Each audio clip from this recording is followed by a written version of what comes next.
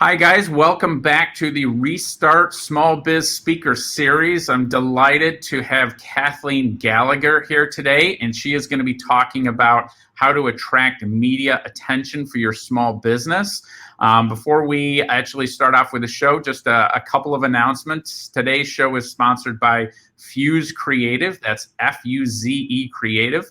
Fuse provides all sorts of branding and digital marketing services for small business and startups. And also, if you don't have a copy of our book yet, Restart the Small Business Guide to Thriving During Chaos is available on Amazon for $14.99 in paperback and $9.99 as the ebook.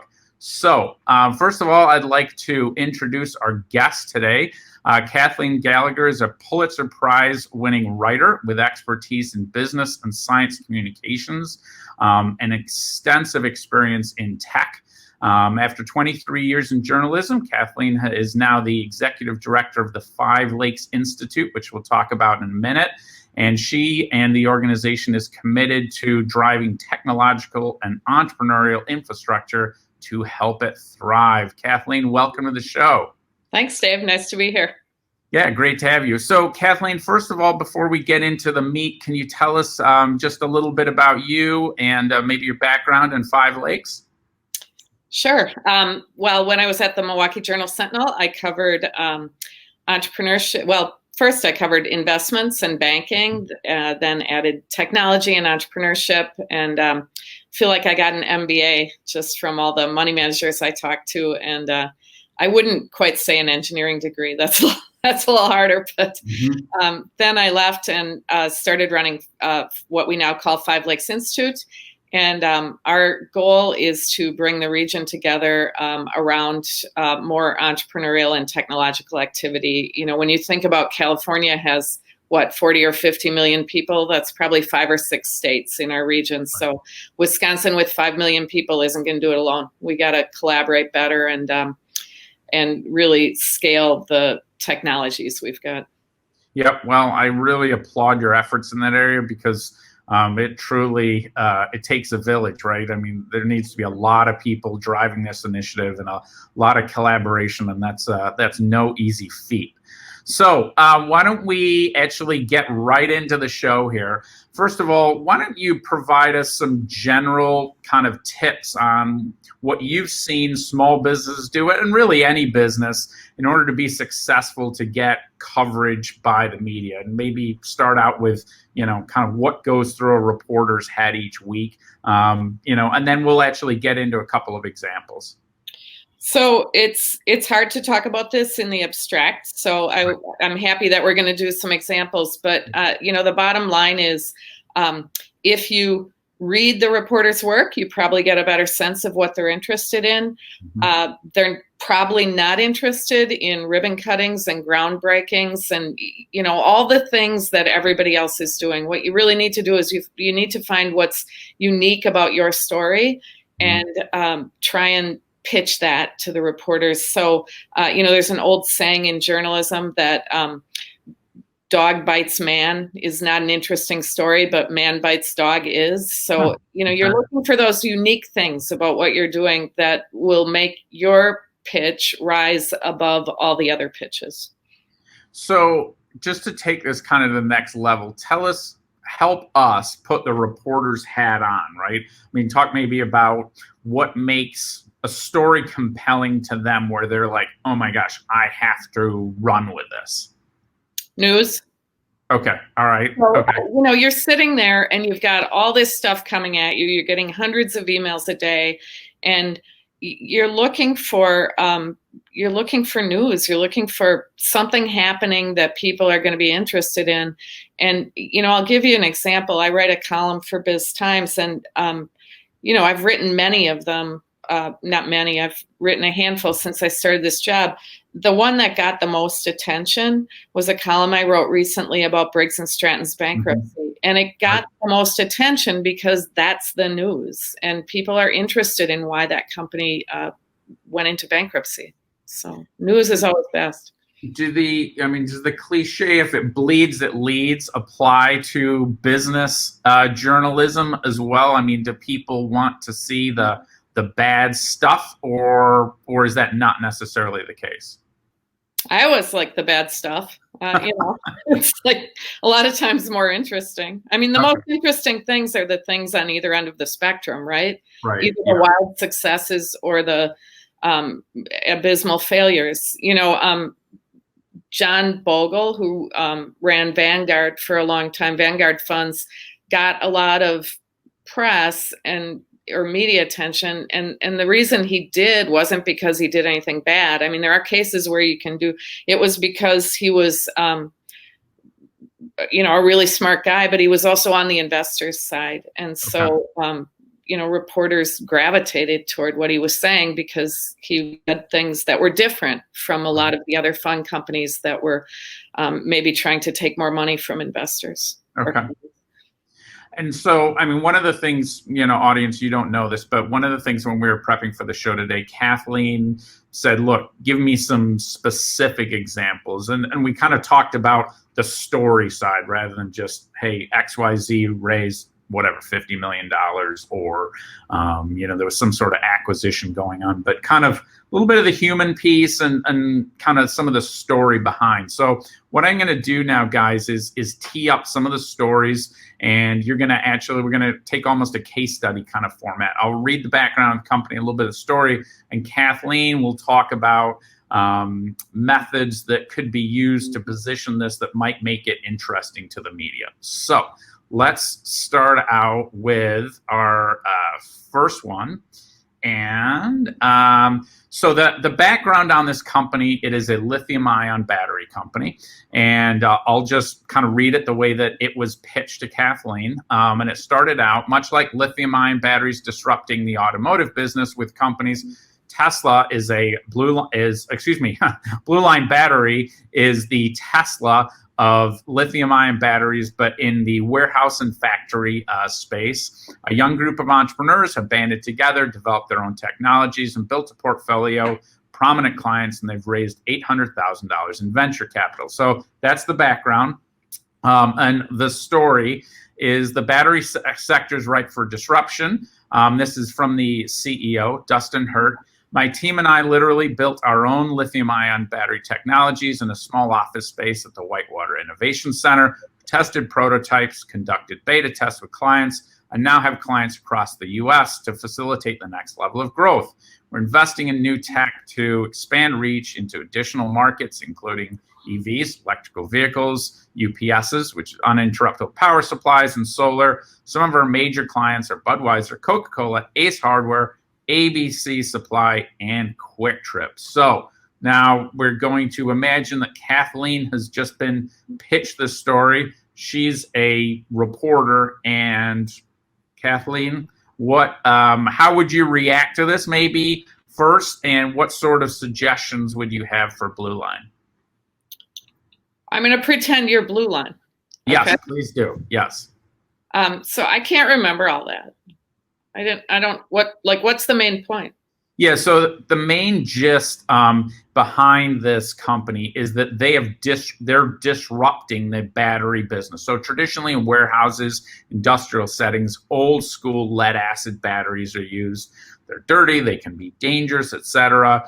And Blue Line wants to kind of position themselves as the Tesla, but of industrial batteries that are used in these sort of settings. I don't know what that means. That's the thing that stood out to me most in what you said, that they're the Tesla of batteries. What does that mean? Why are they the Tesla of batteries? Okay. So, and this is good because I'm acting like I'm Dustin, the CEO. So, the way I would position myself is if gasoline, vehicles, they're dirty, they can be inefficient, can be bad for the environment, right? And so my story I'd be pitching to you is we are to lead acid batteries in this factory environment where they can leak, can be dirty, they can be dangerous. And we now have this new technology that is safer, it's more efficient, and in the long run, it can be more affordable. I just think when I think of Tesla, I think of Elon Musk, and I think of SpaceX, and I think of how he made all their patents available to every. I just it doesn't. It's a good idea to try and sum it up in a phrase like that, but I just don't know what it means. Okay. I think what you're saying is that it means that that the way Tesla tried to disrupt the car industry, that's what this company is trying to do. But I think it's a stretch. Okay. So, based on that, what other, if someone were to come to you with this story, and let's say we're not. I don't know what the story is yet. Okay. So you're not hearing it. There's a little startup that has big customers for its batteries. Yeah, yes, there's that. And then obviously they've raised some capital. So let's take a different tack. So let's say I've pitched you that story and that one's not resonating with you. What about kind of the little startup that could, right? Or the Midwestern startup that's raised, $800,000, which in the, Silicon Valley, it's nothing. That's lunch money, right? But in the Midwest, $800,000 is not an insignificant amount of money. So let's say I'm Dustin. You might want to, before you pitch that, go look at Crunchbase and see how many companies in the Midwest have raised $800,000. I think there are a lot of them. Okay. All right. So see how brutal this is? No, this is good. I need to be hired by Blue Line Battery because I'm basically functioning as their marketing folks here. So, all right. So, what if there was, okay, so you're saying the investment piece is not a particularly unique angle. Saying we're the Tesla of wouldn't be necessarily a unique angle. The Tesla thing I don't think means anything. Okay.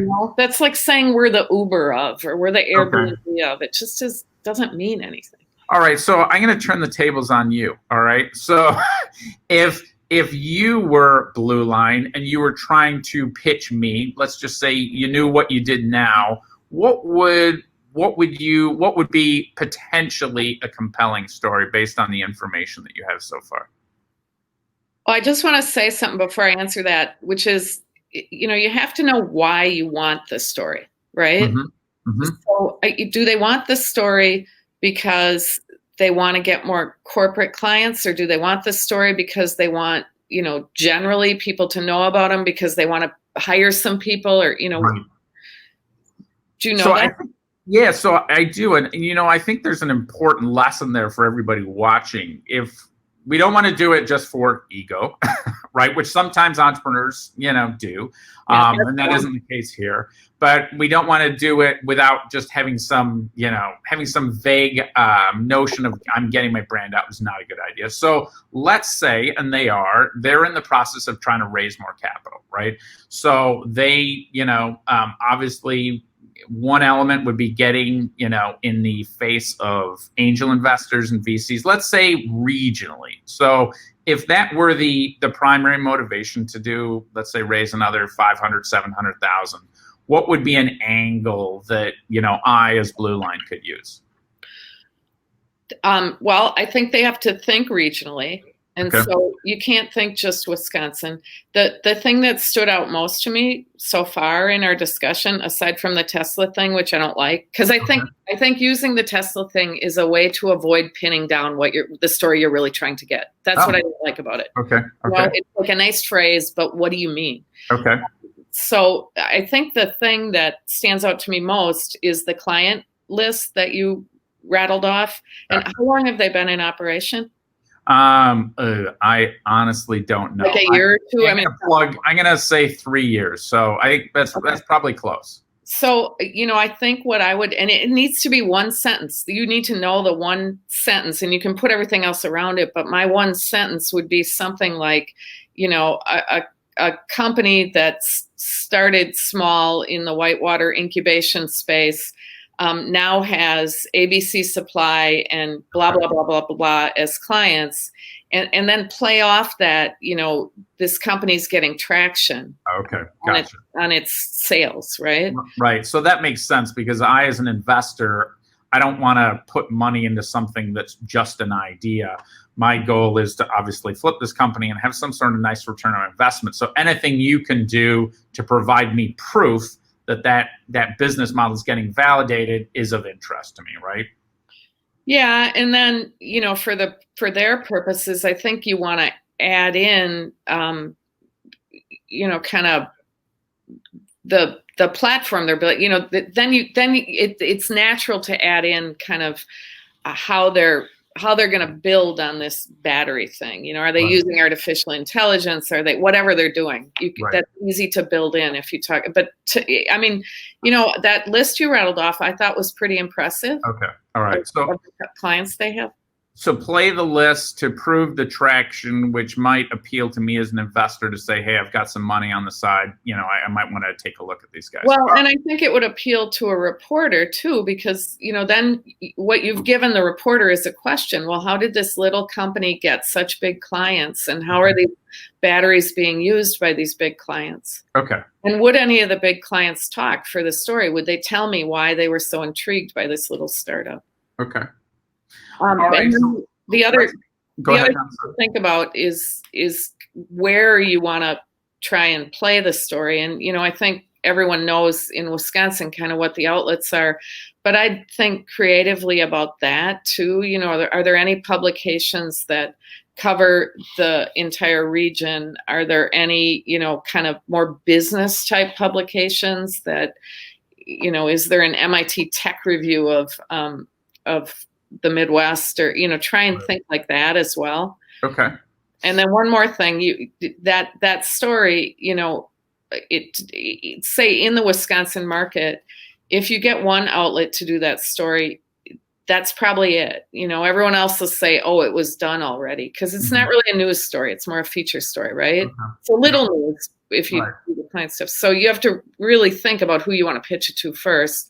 Gotcha. And figure out which reporter is a good reporter for it. Okay. All right. We'll kind of get into the next one kind of quickly. So this one's totally different business. This is a graphic design firm / branding firm.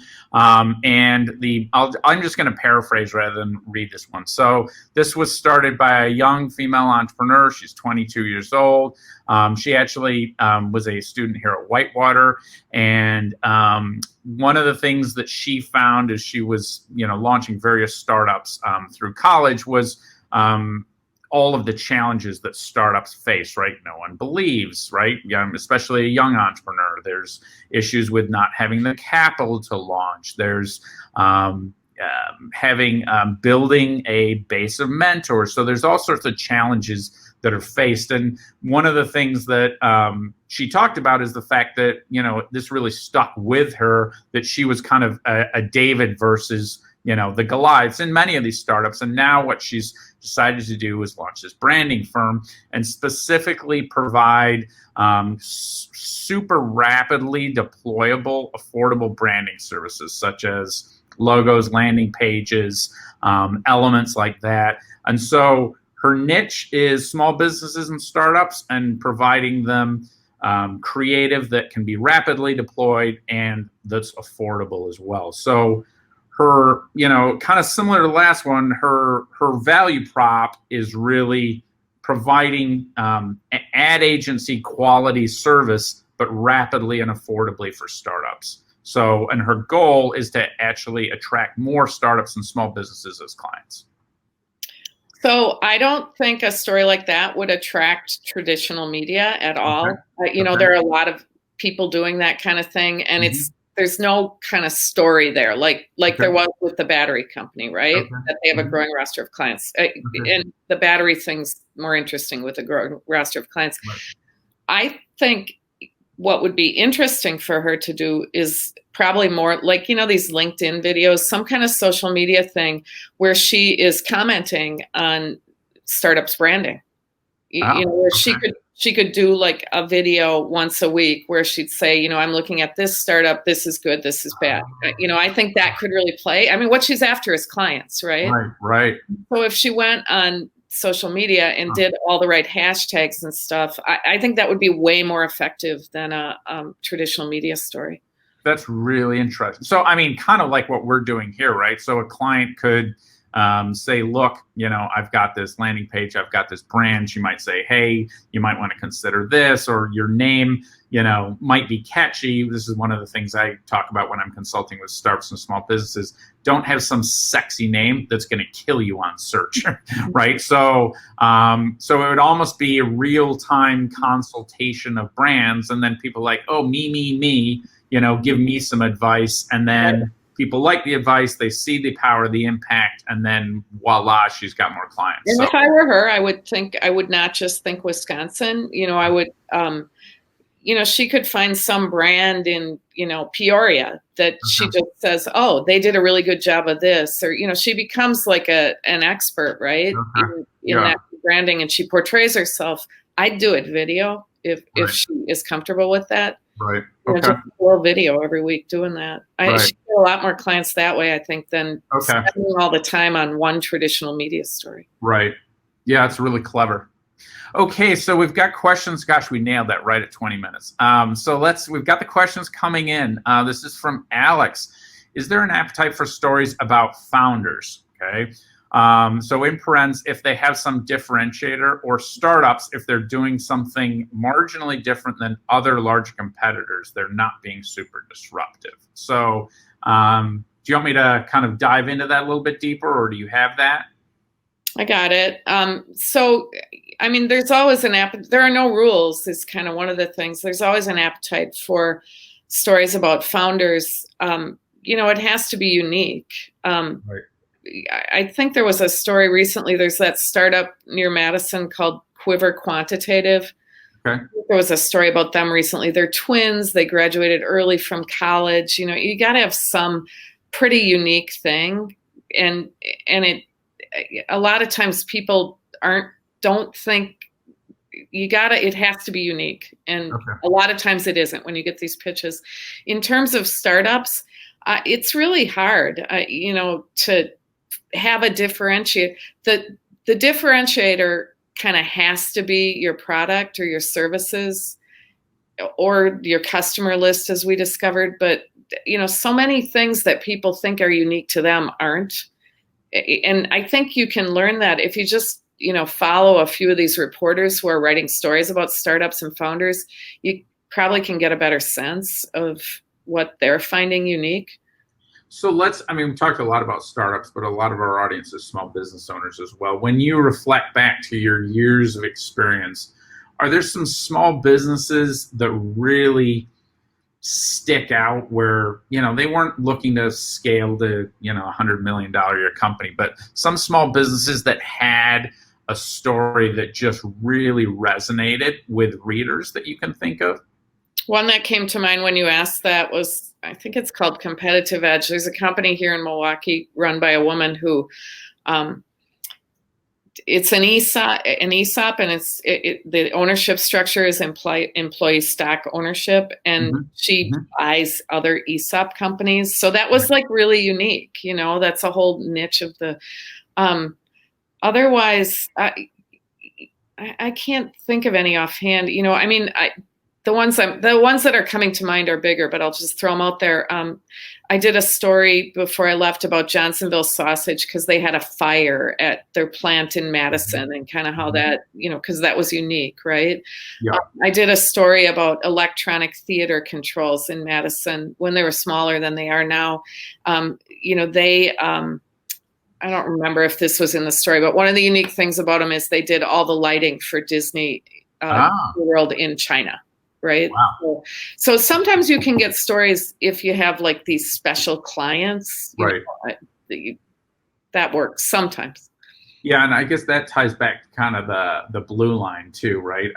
That's kind of the proof piece. And I think the biggest lesson I've taken from this so far, and I think for our viewers too, is make sure you've defined exactly what your goal is. Don't just have some random story that really isn't going to speak to that specific audience. All right, so you should be able to say it in a sentence in your head. Okay.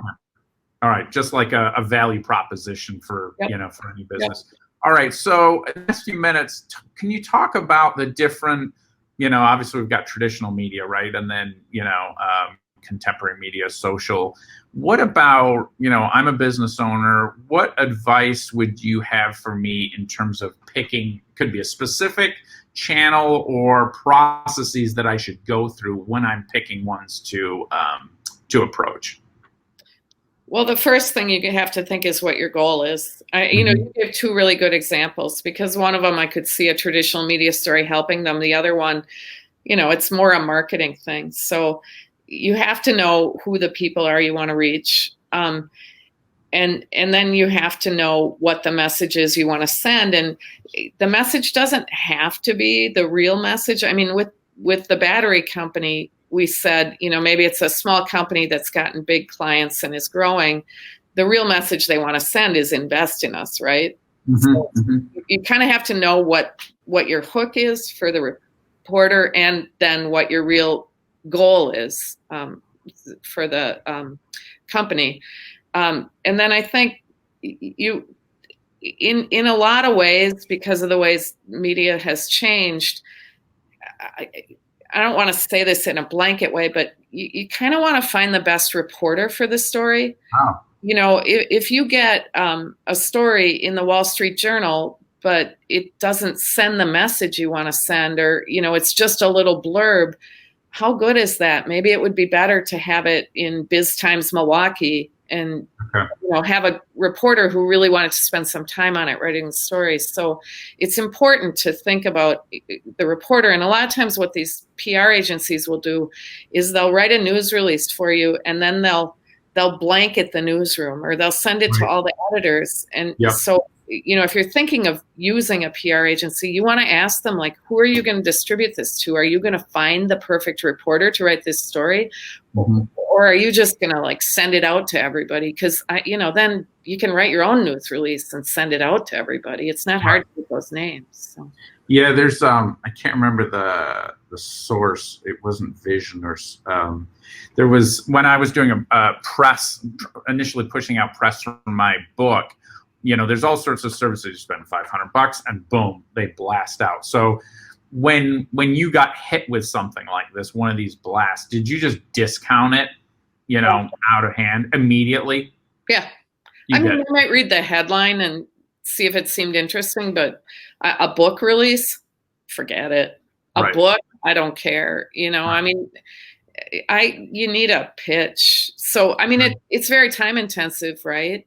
Unless you have news, right? Right. Unless, you're Epic Systems and you just got Kaiser Permanente as an account. Well, then, you just need to have a good news release and have people ready to talk, right? So let me ask you another thing. So, and again, these are some of the things that I've gone through. Best way to reach a reporter? Should I go old school and get on the horn, email, try and connect them through social? What's the best way, or does it really depend on the reporter and their own preferences? It probably depends to a certain extent on the reporter, but the most important thing is knowing the story you want to pitch and making sure that that's the right reporter for that story.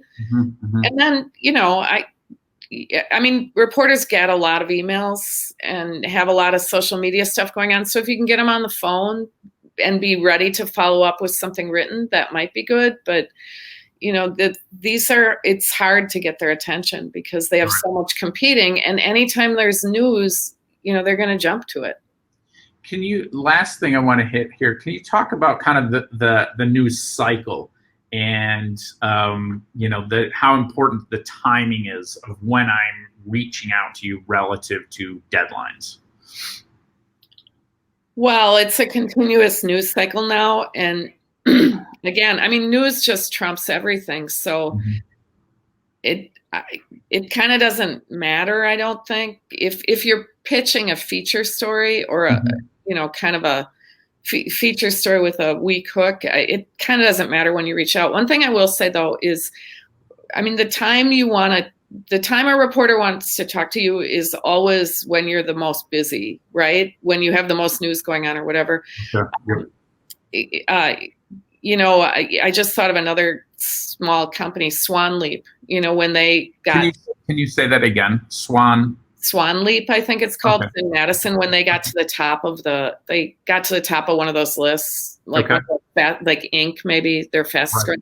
growing. That is the kind of stuff that might make a reporter interested. But the most important thing is just knowing what you're after. I mean, Right. I get so many calls and emails from people who kind of just wanted a story and they weren't sure what they wanted it to be. And Right. So I think, yeah, that's the big lesson here, guys, on all of this is, well, there's a few, right? Number one, make sure you really tightly define what your goal is, and then think about where that audience is, right? What social media, channel are they using, or what sort of, other news outlet, and then thinking about what motivates that particular reporter, what's their, what are their interests, what are their areas of expertise. And then making sure you have a really tight, compelling story, one sentence, and then be prepared, as you said, when you get that call or that email, you better be able to react and provide them all of the information that they need. I mean, well, and if there are big news stories happening and they're in your space, that's a good time to go to a reporter. When COVID started, every reporter was looking for a COVID story. So if you were working on a vaccine, that's the time to call a reporter. They'll put you in, maybe just even as a quote. And that's the other thing.